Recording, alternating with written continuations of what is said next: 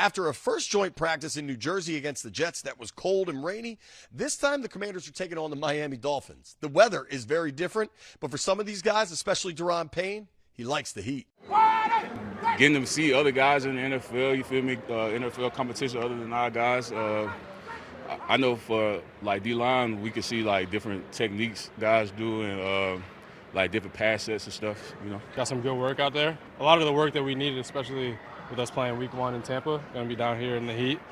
So competing over here in the heat against a different opponent was good today. Performing at a practice here is big, and we put guys in really tough spots in the practice to see how they're going to respond. So although it's not a game, sometimes the practice in some ways can be even more difficult because we're calling plays to say, let's test this person and see what it looks like. There was a familiar face in another jersey today. That's Kendall Fuller, who played in Washington for parts of 6 years and is now with the Dolphins. Fuller actually ended the joint practice sessions with an interception of Jaden Daniels after Terry McLaurin slipped on the turf.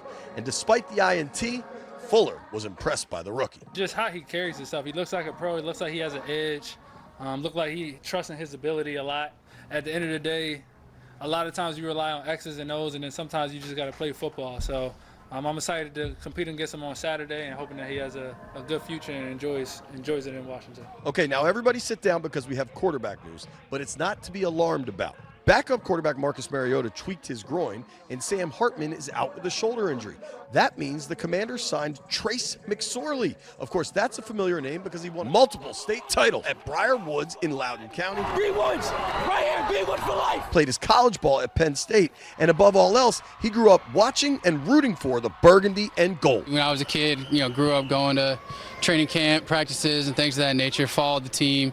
So then being back in the area, it's familiar, and place I used to drive by all the time as a kid and look at in awe, just kind of, yesterday to be pulling up and actually walking in for the first time was pretty cool. Now let's get back to Jaden Daniels, who's going to be the starting quarterback for this Washington Commanders team, ideally for a decade. He looked good on Thursday. In red zone drills and throughout the practice, he accounted for 5 touchdown passes. Sure, it's just practice, and we don't want to get too excited, but he looked good. Cover the Commanders from South Florida, I'm JP Finley.